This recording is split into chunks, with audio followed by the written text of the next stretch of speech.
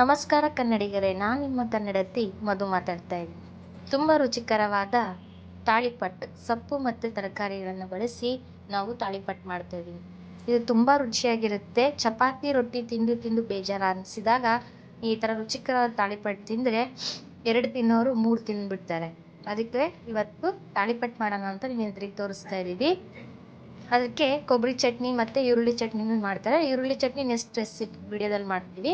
ಇವತ್ತು ಕೊಬ್ಬರಿ ಚಟ್ನಿ ಇದ್ರ ಜೊತೆಗೆ ಇದಕ್ಕೆ ಬೇಕಾಗಿರೋ ಸಾಮಗ್ರಿಗಳೇನೆಂದರೆ ಈರುಳ್ಳಿ ಇದನ್ನು ಸಣ್ಣಕ್ಕೆ ಹೆಚ್ಕೋಬೇಕು, ಮತ್ತು ಸಬ್ಬೆ ಸೊಪ್ಪು ಮತ್ತು ಮೆಂತ್ಯ ಸೊಪ್ಪು ಸ್ವಲ್ಪ ಪ್ರಮಾಣದಲ್ಲಿ ಹೆಚ್ಚಿದ್ದೀವಿ, ಮತ್ತು ಉಪ್ಪು ಮತ್ತು ಹಸಿಮೆಣ್ಸಿನ್ಕಾಯಿ ಮತ್ತು ಶುಂಠಿನ ಸ್ವಲ್ಪ ರುಬ್ಬಿಡ್ಕೋಬೇಕು, ಕರಿಬೇವು ಸೊಪ್ಪು, ಕ್ಯಾರೆಟು, ಸ್ವಲ್ಪ ಕೊಬ್ಬರಿ, ಕೊತ್ತಂಬರಿ, ಜೀರಿಗೆ, ರುಚಿಗೆ ತಕ್ಕಷ್ಟು ಉಪ್ಪು ಮತ್ತು ಎಣ್ಣೆ, ಮತ್ತು ಇದು ಹಿಟ್ಟು ಅಕ್ಕಿ ಹಿಟ್ಟನ್ನು ಬೀಸ್ಕೊಂಬಂದು ರೆಡಿ ಮಾಡಿ ಇಟ್ಟಿದ್ದೀವಿ. ನಿಮ್ಮ ಮನೇಲಿ ಎಷ್ಟು ಜನ ಇರ್ತಾರೆ ಅಷ್ಟು ಪ್ರಮಾಣದಲ್ಲಿ ನೀವು ಅಕ್ಕಿ ಹಿಟ್ಟನ್ನು ನೋಡಿ ತಗೊಳ್ಳಿ, ಮತ್ತು ಎಣ್ಣೆ. ಈಗ ಮಾಡೋಣ ಬನ್ನಿ. ಈಗ ಅಕ್ಕಿ ಹಿಟ್ಟಿಗೆ ಸಬ್ಬೆ ಸೊಪ್ಪು ಹಾಕ್ತಾಯಿದ್ದೀವಿ, ಮೆಂತ್ಯ ಸೊಪ್ಪು,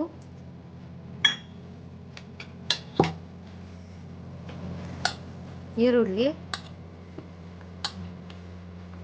ಕೊತ್ತಂಬರಿ, ಏನೇನು ಹಿಟ್ಟು ಹೇಳಿದ್ನ ಸಾಮಾನು ಅದಷ್ಟನ್ನು ಈ ಅಕ್ಕಿ ಹಿಟ್ಟಿಗೆ ಹಾಕ್ಬಿಡ್ಬೇಕು.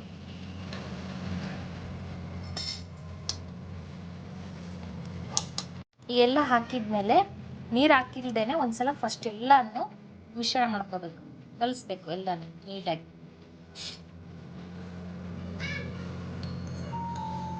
ಕೈಯಿಂದ ಕಲಿಸಿದ್ದು, ಕೈಯಿಂದ ಮಾಡಿದ್ದು ತುಂಬ ರುಚಿಕರ ಆಗಿರುತ್ತೆ, ಶಕ್ತಿಯಾಗಿರುತ್ತೆ. ಇದನ್ನು ಕೈಯಿಂದನೇ ಕಲಿಸ್ಬೇಕು. ಏನೋ ಚೌಡ್ ತೊಗೊಂಡು ಕಲಿಸಿದ್ವಿ, ಸ್ಪೂನ್ ತೊಗೊಂಡು ಕಲಿಸಿದ್ವಿ ಅಂದರೆ ಇದು ಬರೋಲ್ಲ. ಅದೆಲ್ಲ ಸ್ವಲ್ಪ ಫುಲ್ಲು ಮಿಶ್ರಣ ಮಾಡ್ಕೊಂಡ್ಮೇಲೆ ನೀರು ಹಾಕಿ ಸ್ವಲ್ಪ ಅದಕ್ಕೆ ಕಲಿಸ್ಕೋಬೇಕು.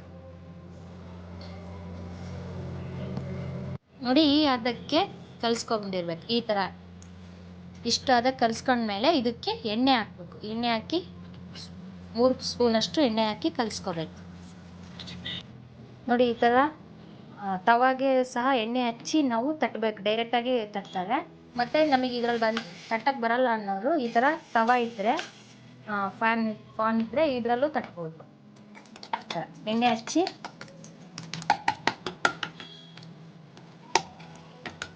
ಕವರೆಲ್ಲ ಯೂಸ್ ಮಾಡ್ತೀವಿ, ಬಟ್ ಅದು ಡಬಲ್ ಕೆಲಸ. ಇದನ್ನು ಒಂದೇ ಸಲ ಕೆಲಸ ಮುಗ್ದೋಗ್ಬಿಡುತ್ತೆ.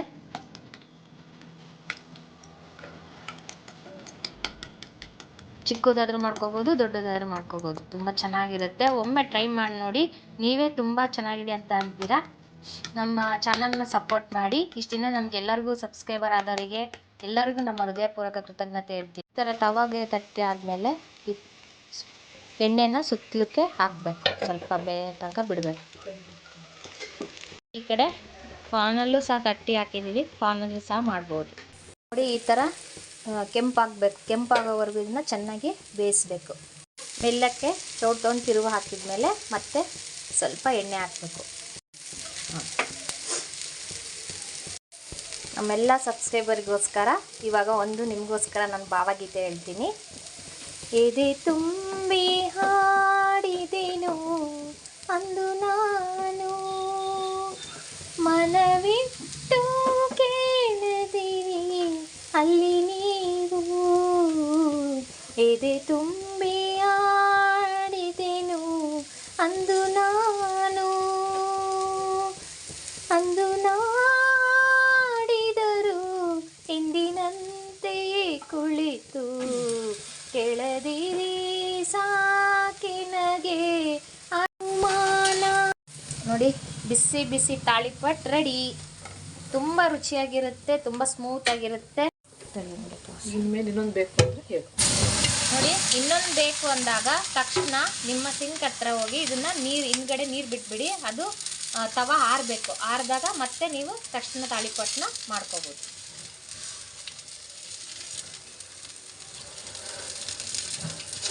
ನೋಡಿ, ಈ ಥರ ಆರಾಮ್ಸೆ ತಟ್ಬೋದು. ತಟ್ಟಕ್ಕೆ ನನಗೆ ಸ್ವಲ್ಪ ಅಂಟ್ತಾ ಇದೆ ಅಂದಾಗ ಈ ಥರ ಎಣ್ಣೆನ ಹತ್ಕೊಂಡು ಕೈಗೆ ಆರಾಮ್ಸೆ ಈ ಥರ ತಟ್ಬಿಡಿ. ಎಷ್ಟು ಬೇಕಾದರೂ ಇದು ಅಗಲ ಆಗುತ್ತೆ, ಮತ್ತು ಚಿಕ್ಕದಾದ್ರೂ ದೊಡ್ಡದಾದರೂ ತಟ್ಕೋಬೋದು. ನಿಮಗೋಸ್ಕರ ಸಣ್ಣ ಪ್ರಯತ್ನ, ಚೂರು ನನಗೆ ಆಡೋಕ್ಕಷ್ಟು ಬರಲ್ಲ, ನಾನು ಸಿಂಗರ್ ಅಲ್ಲ, ಆದರೂ ಸ್ವಲ್ಪ ಆಡಿದ್ದೀನಿ. ಏನಾದರೂ ತಪ್ಪು ಏನಾರು ಆಗಿದ್ದರೆ ಕ್ಷಮೆ ಇರಲಿ. ಹಾಗೆ ನನಗೋಸ್ಕರ ಹೇಳಿದ್ದೀನಿ ಅಂತ ಸ್ವಲ್ಪ ಇರಲಿ ಅಂತ ಹೇಳಿದೆ ಅಷ್ಟೆ. ನೋಡಿ, ತುಂಬ ಒಂದು ಸ್ಮೂತಾಗಿ ಮಾಡಿದ್ದೀವಿ, ಒಂದು ಕ್ರಿಸ್ಪಿಯಾಗಿ ಮಾಡಿದ್ದೀವಿ.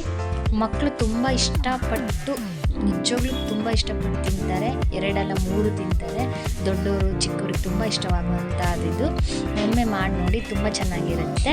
ಅದಕ್ಕೆ ಕೊಬ್ಬರಿ ಚಟ್ನಿ ಮಾಡಿದ್ವಿ. ಕೊಬ್ಬರಿ ಚಟ್ನಿ ಎಲ್ಲರಿಗೂ ಬರುತ್ತೆ, ಹಂಗಾಗಿ ಇದನ್ನು ತೋರಿಸಿಲ್ಲ. ಕೊಬ್ಬರಿ ಚಟ್ನಿ ಮಾಡಿದ್ವಿ. ಇದು ಈರುಳ್ಳಿ ಚಟ್ನಿ ತುಂಬ ಚೆನ್ನಾಗಿ, ಆಮೇಲೆ ತುಂಬ ಟೇಸ್ಟಿಯಾಗಿರುತ್ತೆ. ಇದನ್ನು ನೆಕ್ಸ್ಟ್ ವೀಡಿಯೋದಲ್ಲಿ ಮಾಡಿ ತೋರಿಸ್ತೀವಿ.